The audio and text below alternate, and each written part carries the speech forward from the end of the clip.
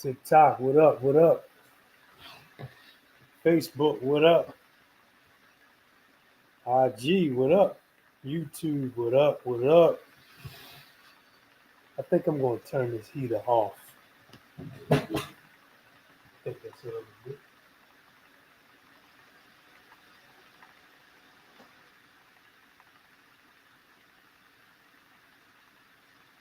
All right. Sorry for my lateness.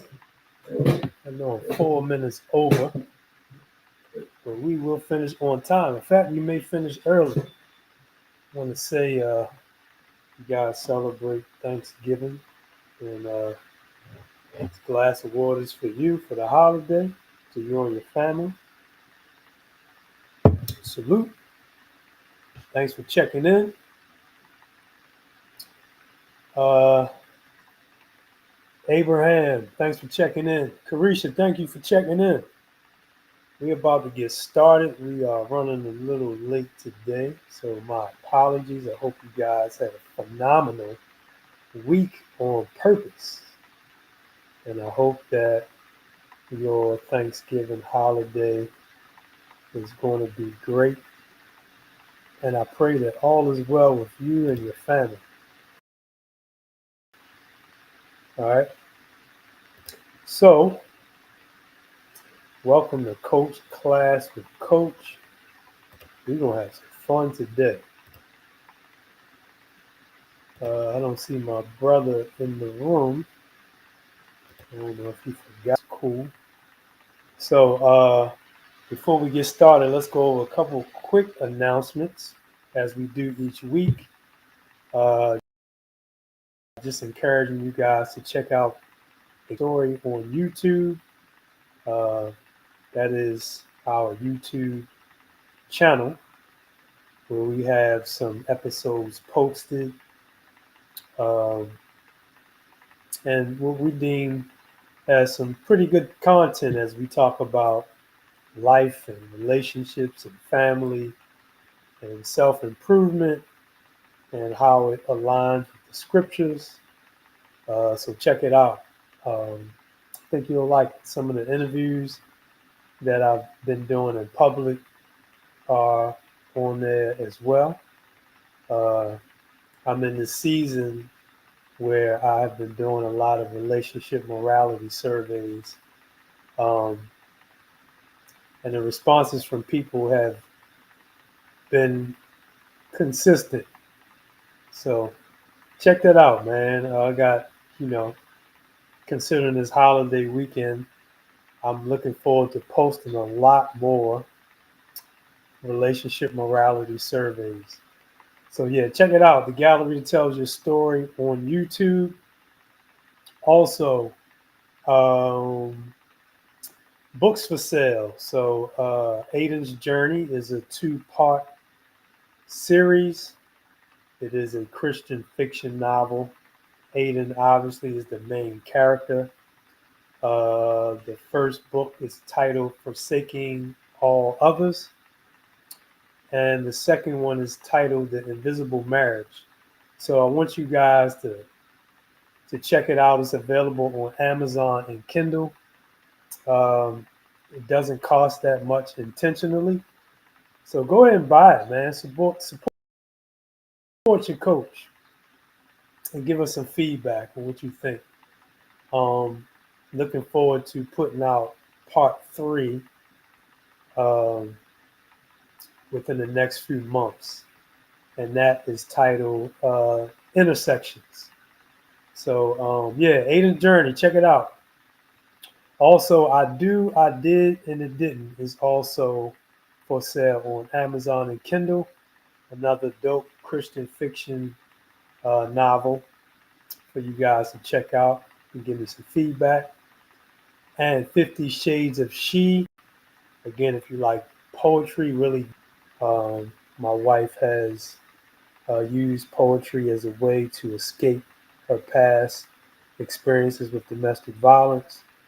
And those are all capsulated in 50 Shades of She. So check that out. And that is available on Amazon only, not on Kindle. All right. Tonight, of course, is Coach Class with Coach. And I will do a replay in the event that you guys come in and you can't stay. The replay will post tomorrow at 8, usually on Thursdays at 8. On my Facebook page, Darrell White. It will also be on the Gallery That Tells Your Story page. And yeah, that's where it'll be. All right. Also, Sundays at 12, you can join me for Bible study here. We are walking through the book of Hebrews, verse by verse. We are on chapter 7. And I think we are on verse 19 or so. All right. So check that out. In an event that you can't catch it on Sundays at 12, the replay on my Facebook page and on the Gallery That Tells Your Story on YouTube will be at 8 p.m. on Sundays. All right, so we also have t-shirts for sale. The Gallery That Tells Your Story t-shirts are for sale. Hit me up in my DM if you're interested. John 8 and 24 t-shirts are for sale. And self-love over self-destruction t-shirts are for sale. Before I get into the lesson for today, I am looking for coaches to join my team. So if you're interested in joining, send me a DM and let's talk about how we could help one another to impact our community through this ministry that I call coaching. All right. So those are the announcements for today. If you are joining us for the first time, the unit that we're on, this is the second unit. This is week 14. And I don't even know if I counted the first few lessons as weeks, because I think we've been going longer than 14 weeks. But the first unit is about self-talk. So we've covered that, I think, in 6 weeks, 6 or 7 weeks. And this unit is on self-improvement. All right. It's about your relationship with you. And the subtopic is in the realm of self-awareness. So, let's get into this, man. Before we do, let me give a couple of quick shout outs. King Ja, salute. Ruby, salute. Thanks for checking in. Hamza, thank you for checking in as well. Much appreciated. Selena, thank you for checking in. Much appreciated, guys. All right, so let's cover the quote of the day first. Let me share my screen here. I think this is the first quote. Let's see. Yeah. All right. So I'm sharing my screen. If you could see my presentation on Facebook or IG, I was trying to figure out a way to expand this, but here we go. And the quote is from Emily Levine, and the quote reads, "When you're surrounded by people who share the same set of assumptions as you, you start to think that's reality." My God. I think I'm going to take a sip of water on that. Let me read that again for the people in the back. When you're surrounded by people who share the same set of assumptions as you, you start to think that's reality. One more time. When you're surrounded by people who share the same set of assumptions as you start to think that's reality. So as you hear that quote read to you, I want you to think about how many times that has happened in your lifetime where you surround yourself with people who share the same assumptions as you do. And because they share the same assumptions as you do, and you're hearing it repeated over and over and over again, and you're hearing justifications repeated over and over and over again, you start to believe that it's true. Let's dig a little deeper. How many people do you think are in prison behind this way of thinking? Whereby we are surrounded by people who share the same set of assumptions about something that happened. And then we believe that it's true because of the people that's saying it to us repeatedly, and not necessarily based on any evidence.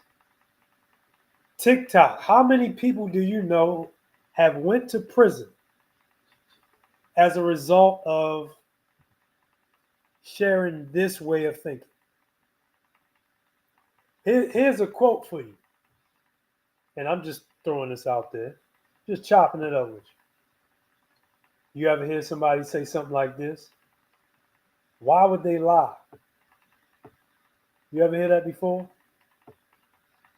When, think about a time when you were conversing with somebody telling you that so and so said so and so.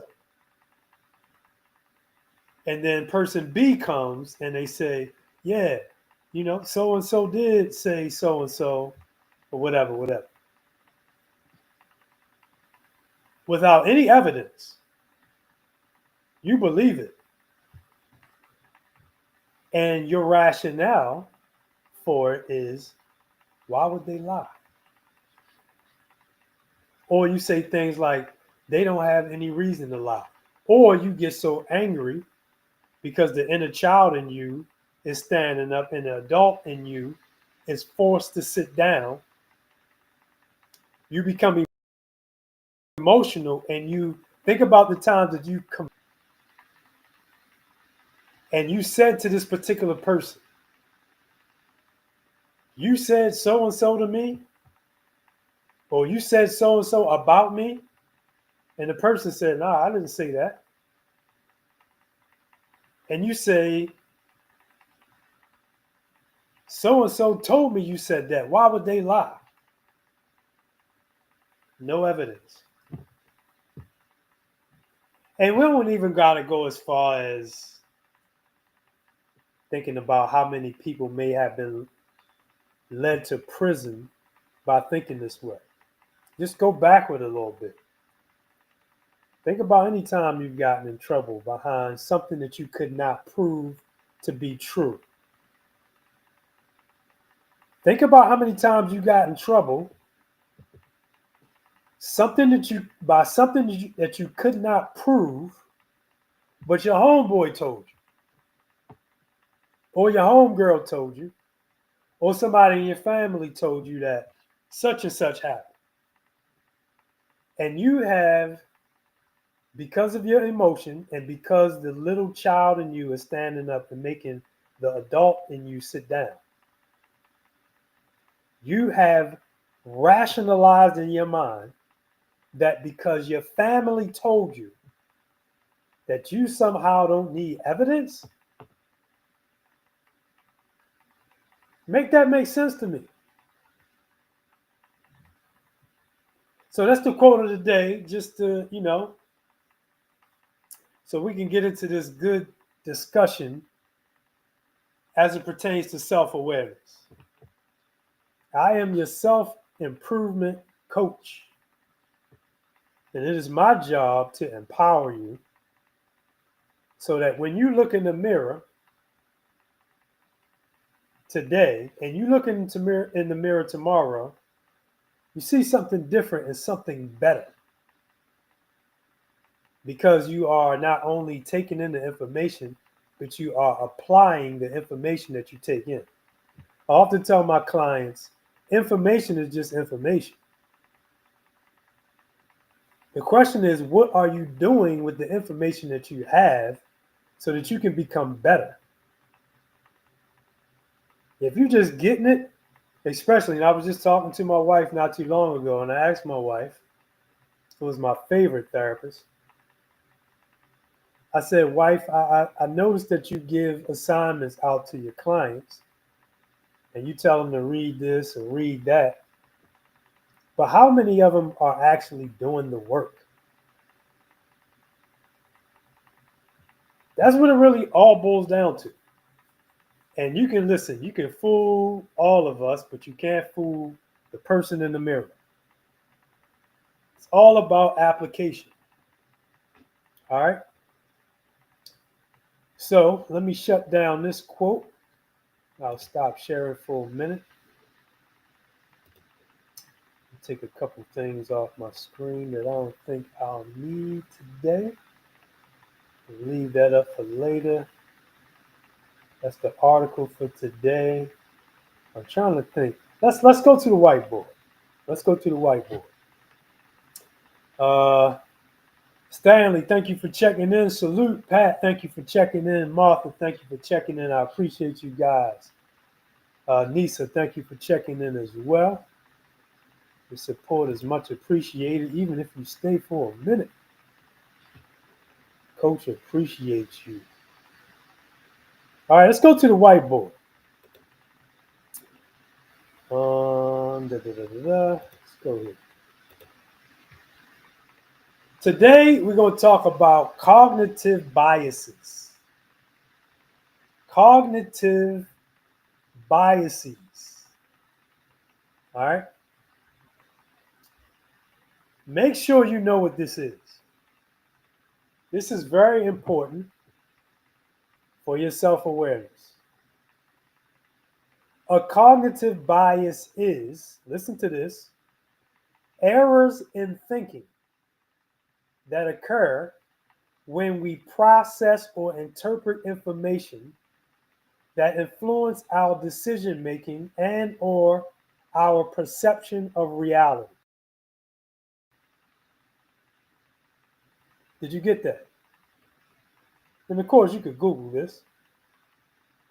Let me read that one more time for the people in the back. Cognitive biases are errors in thinking that occur when we process or interpret information that influence our decision making and or our perception of reality. These cognitive biases are unconscious and automatic thoughts that lead us to draw, listen to this, inaccurate conclusions, to make bad decisions, or lead us to incorrect judgments. Again, these are cognitive biases. So there are many cognitive biases, but I want to talk about three. These are the three that I find to be most common. Here's the first one. It's called confirmation bias. What does that sound like? Confirmation comes from the word confirm, right? Confirmation bias.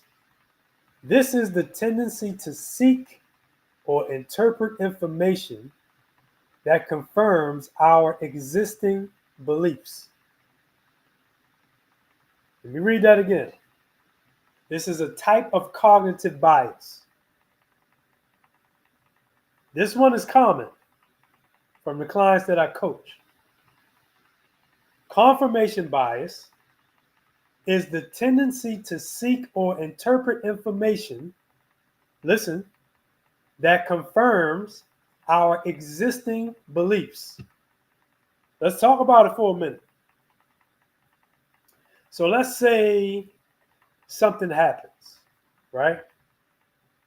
And we have no evidence. We wasn't there to witness it with our eyes, nor were we there to witness it with our ears, right? But we get secondhand information. This is how this typically goes.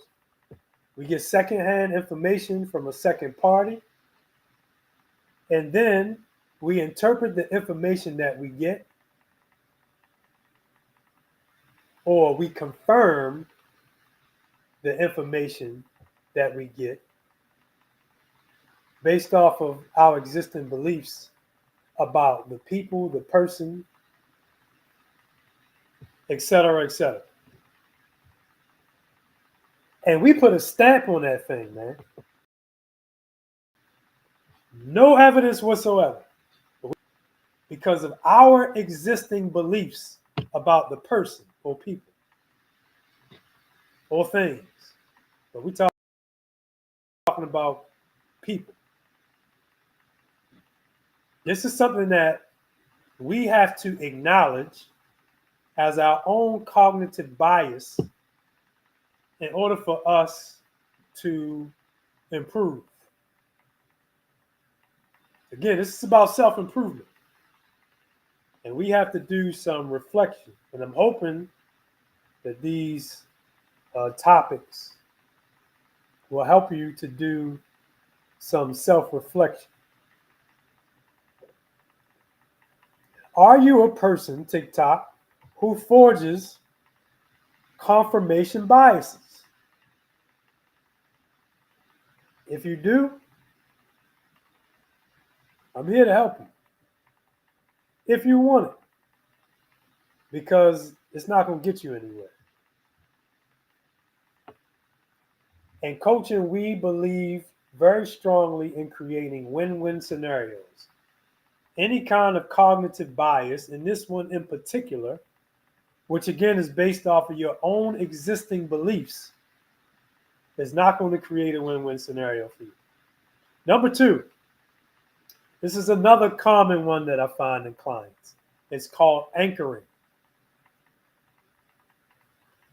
Let's check out what anchoring is. Anchoring is a cognitive bias, and it focuses on the first piece of information encountered, which skews our judgment. So, in this instance, or for an example, again, you have no proof. You get secondhand information from somebody, right? And you focus on the first piece of information that you receive. And you draw a conclusion based off of the first piece of information that you get. It's like, how can I put this in a more practical way? It's like seeing a part of a movie and drawing a conclusion about the entire movie. Or hearing part of a story. You know, it's funny, and people say there's three sides to every story: your side, their side, and the truth. It's like getting a part of a story from somebody and drawing a conclusion about the whole story. That's what anchoring is. You just get a little bit of information, and usually it's the first piece of information that lures you in. And you draw a conclusion based off of that little bit of information. Again, this creates a lose-lose situation. And if you are one who suffers, if you suffer, your relationships suffer as a result of anchoring, then I need you to acknowledge that and get help. It doesn't have to be me. But we got to do better. And I'm challenging you to do that. The third one, this is another common one that I find in clients. The third cognitive bias that I highlighted on the board is called gambler's fallacy. Gambler's fallacy. All right, let me let my people in real quick.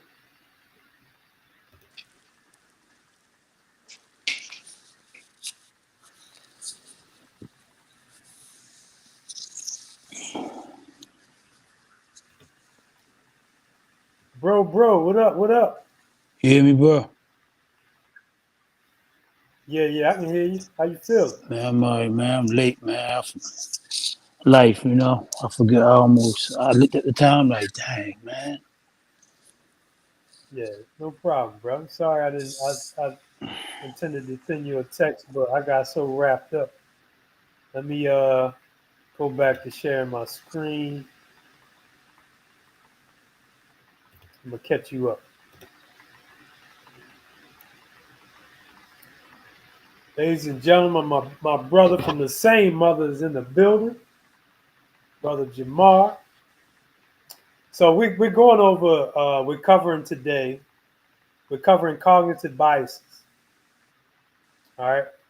So what I was explaining to the people is that cognitive biases are errors in thinking that occur when we process or interpret information that influence our decision making and our perception of reality.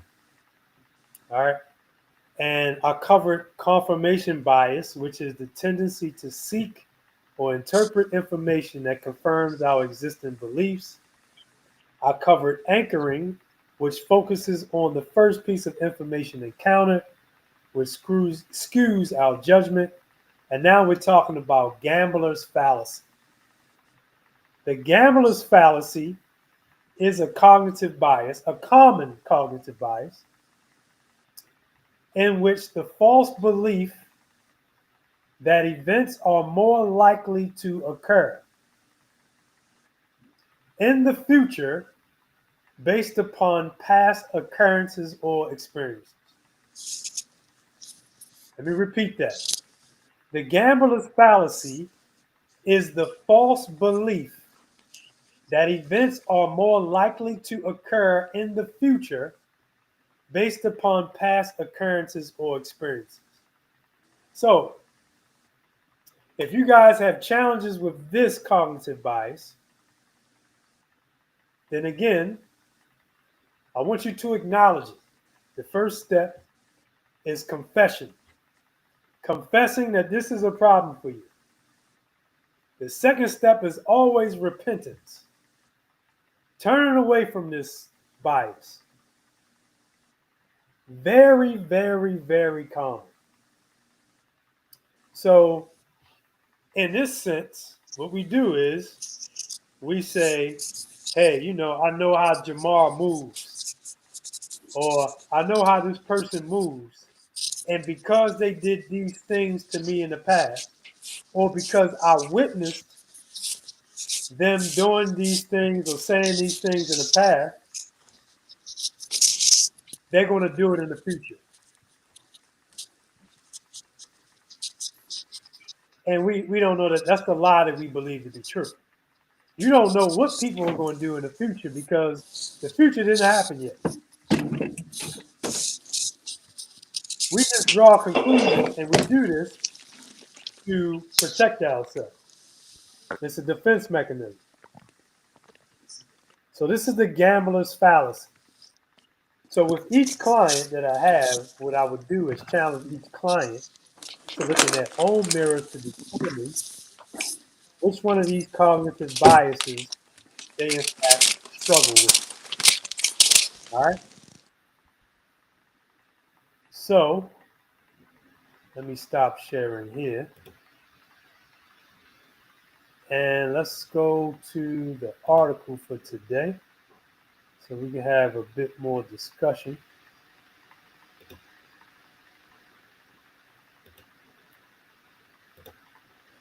All right.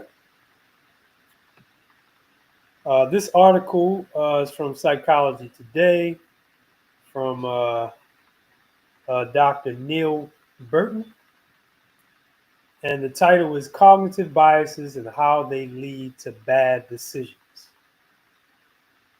All right.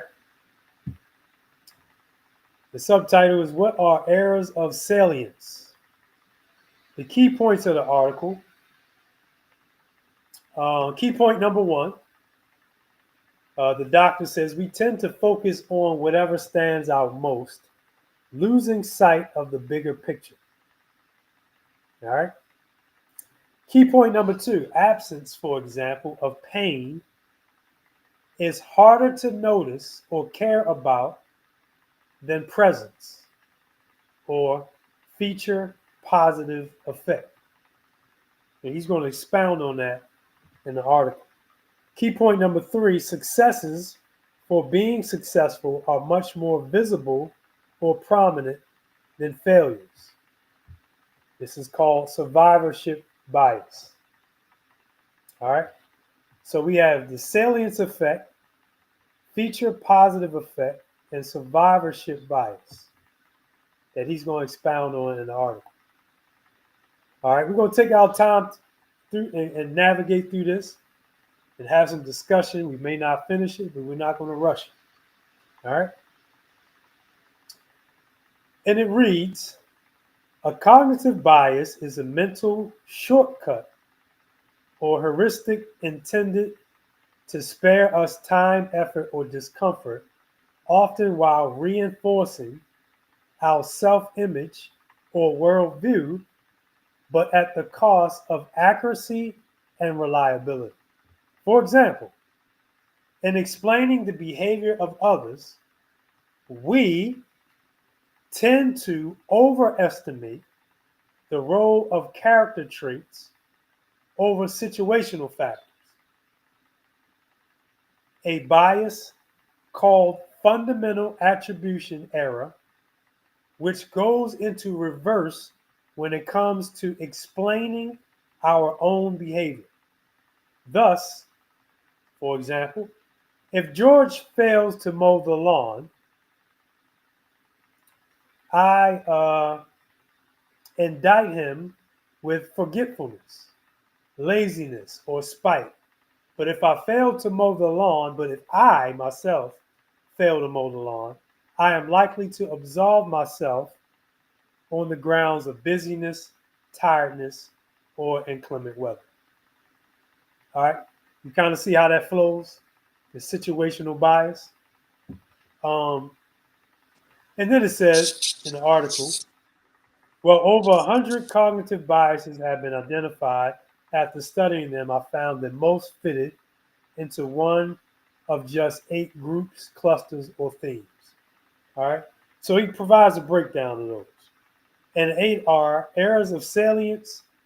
Then he has errors of attention, errors of association, errors of framing, errors of attachment, errors of conformity, errors of control, and then errors of infallibility.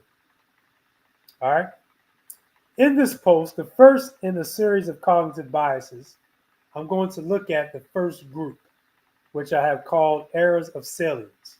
Remember that there can be a lot of overlap between named biases. Instead of trying to distinguish them, focus instead on the principles at play. All right? So then he gets into errors of salience.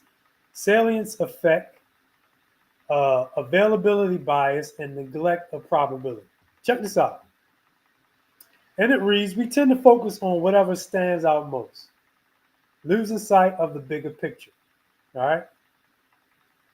A plane crash that kills a few dozen people makes the headlines, but depression, which affects up to 1 in 5 of all people and leads to countless suicides, never makes it onto the front page, which is called available bias. As a result, people are more likely to worry about, listen to this, flying than to worry about depression, which is called neglect of probability. If a meeting has an agenda, people will discuss the points on the agenda rather than any more pertinent matters. In this sense, the agenda sets itself simply by having been thrust into everyone's face. All right. Let's see. In On the Nature of the Gods, Cicero relates how a friend of the atheist, uh, Diagoras of Melos, tried to persuade Diagoras of the existence of the gods by pointing to the great number of votive pictures of people being saved from storms at sea. To which Diagoras replied, quote, there are nowhere any pictures of the many who have been drowned. Listen to this. One day Diagoras found himself in a storm at sea, and the ship's crew thought that they had angered the gods by taking an atheist on board, leading Diagoras to wonder whether all the other ships caught in the same storm also had a Diagoras on board. Check this out. This is interesting. During the Second World War, the statistician Abraham Wall examined the damage on returning bomber aircraft and recommended reinforcing those areas that showed the least damage, since the planes hit in those areas were the ones that never returned. This is interesting. Very interesting stuff. Now, here is where the doctor described the errors of salience. Publication bias and feature positive effect. Listen to this. If a scientific study appears to show some effect, it is more likely to be published, even though it is an outlier. Publication bias. In contrast, the falsification of a hypothesis struggles to get noticed and certainly never attracts a Nobel Prize. Studies that show that antidepressants work are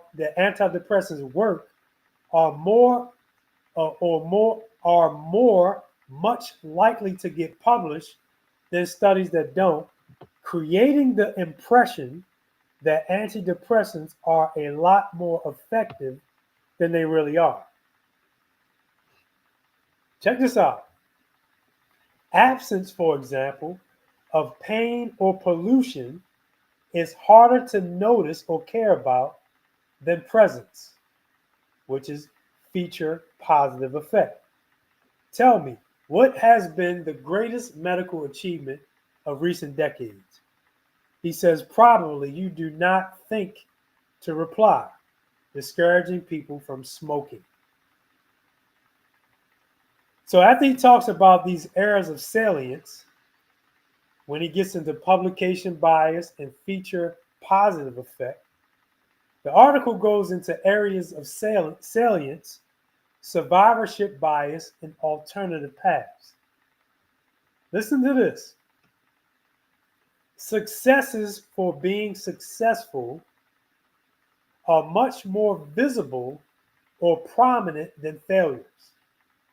But for every successful singer or startup, there are thousands of invisible ones who never made it, leading us to overestimate our own chances of succeeding. This is called survivorship bias. Also, when looking at successes, all we see is the success and not the sacrifice. He gives an example.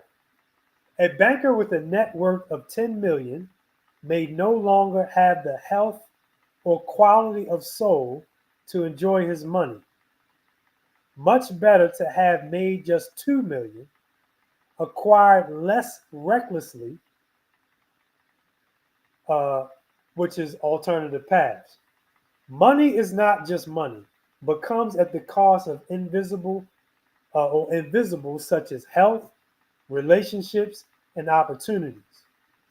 He says, what's more, the person who made just 2 million may have contributed more to society, which is a different, more valuable, but less visible kind of reward. All right. So listen to this. This breakdown is very, very necessary for us to understand where we fall as it pertains to this whole cognitive bias, and understanding how our cognitive biases lead to us making bad decisions. So where do you fall? It's the question that I would pose to my clients, right? Do you focus on what stands out most and lose sight of the bigger picture?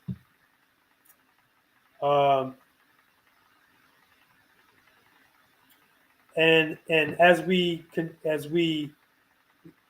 focus our attention on the key points of the article, key point number 2 was absence of pain is harder to notice or care about than presence, right? Or point number 3, successes for being successful are much more visible or prominent than failures. So we have to do an assessment of ourselves with information like this to determine where we fall as it pertains to our cognitive biases. Now, some of these are really in depth, which is the reason why, and I'll stop sharing this for a moment. Let me go back to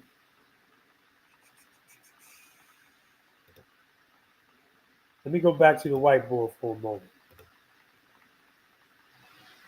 And the reason why I wanted to go back to the whiteboard is because these are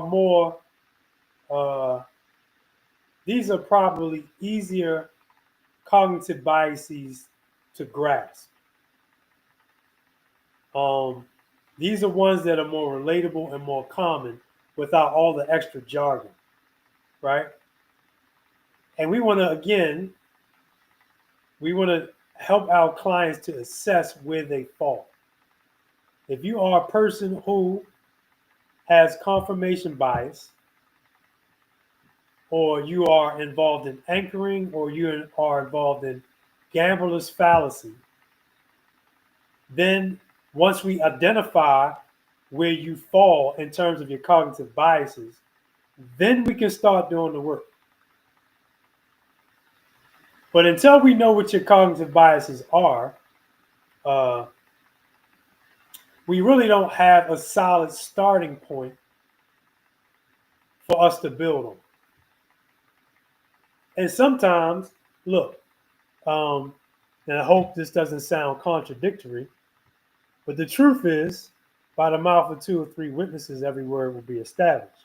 So in this case, if 2 or more are saying that you do this, then you probably do it.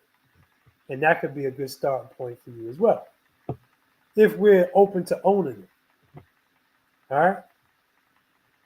So, cognitive biases cause us to make assumptions without evidence. And it creates a lose-lose situation. And I'm telling you, once you begin to overcome these challenges with cognitive biases, that is more than half the battle in everything that you're going to deal with.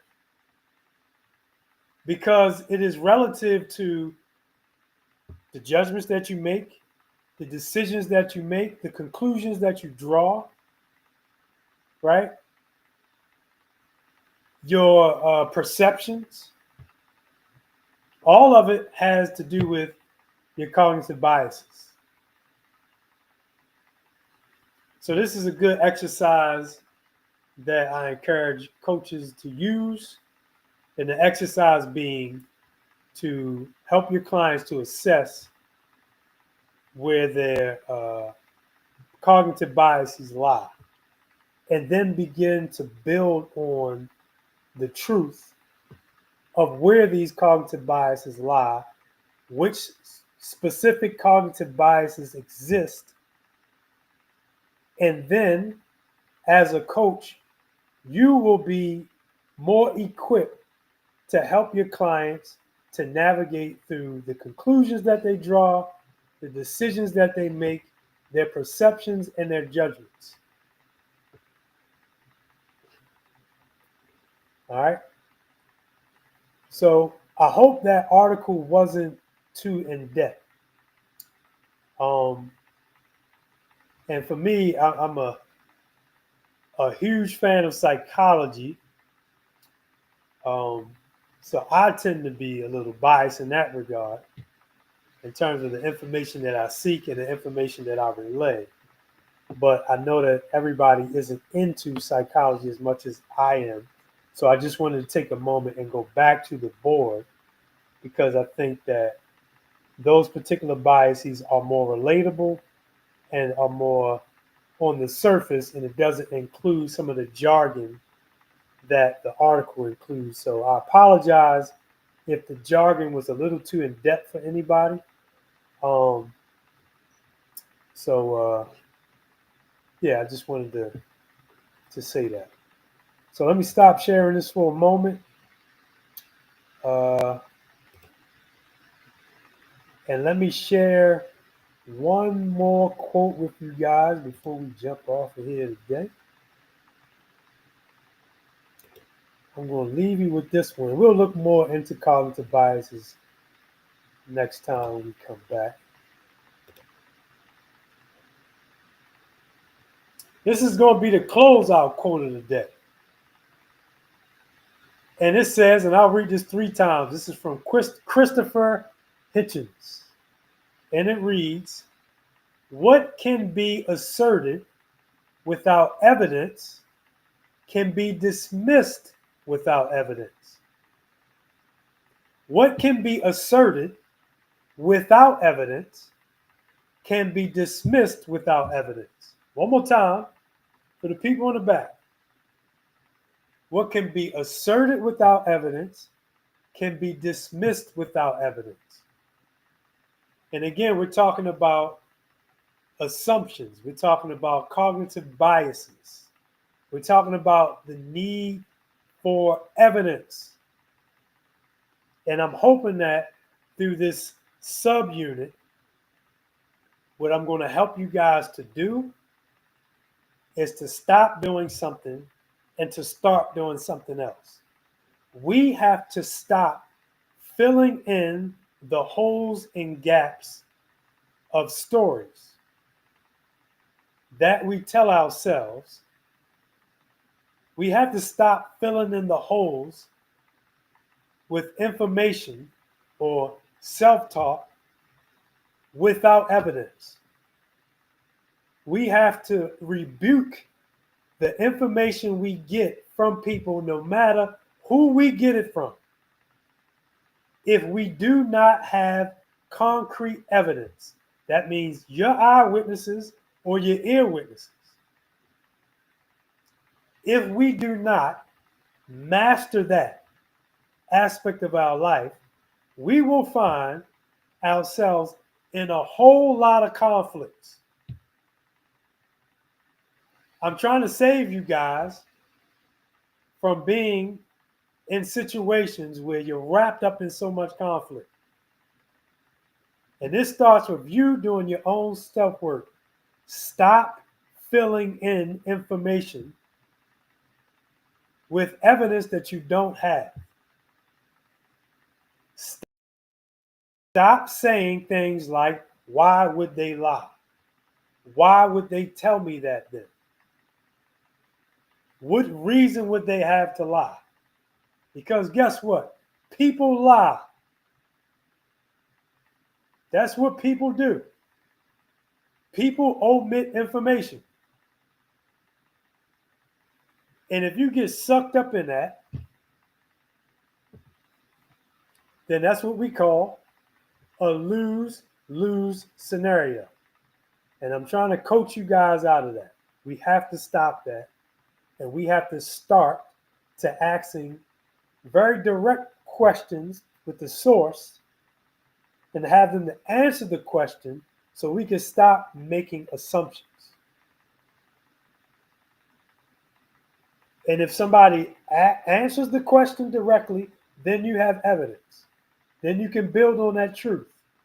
We have to stop building on lies that we tell ourselves. And that's the objective of this unit. And this was all introduction. Like I said, we're going to get into this more next week. Cognitive biases and how, when we identify our cognitive biases, it will help us significantly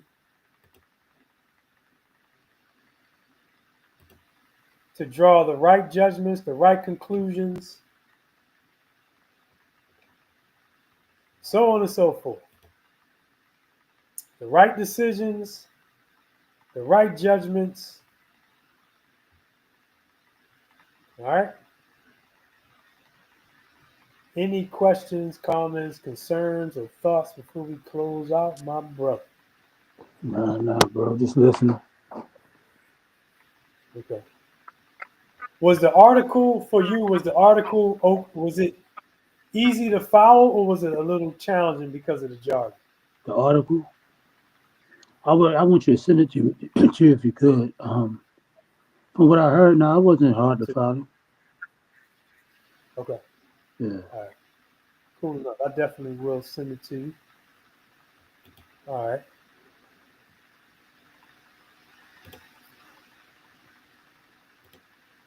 All right. Let me give a couple shout outs real quick before we jump off of here. Stanley Salute. Thank you for joining. Tone Rome. My God. Thank you for checking in, cousin. Sean, thanks for checking in. Salute. Slugger, thank you for checking in. Bear, thank you for checking in. Rico, thank you for checking in, good brother. Lorenzo, thank you for checking in. Sean Franklin, thank you for checking in. Sarah, thank you for checking in. Appreciate all you guys. Anderson, thank you for checking in as well. Candy Carter, thank you for checking in. Willie, thank you for checking in. Jose, thank you for checking in.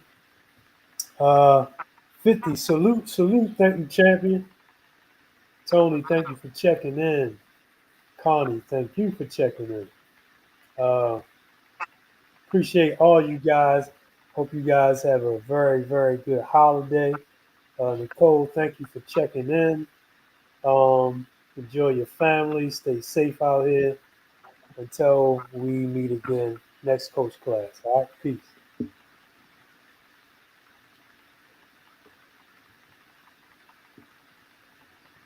All right.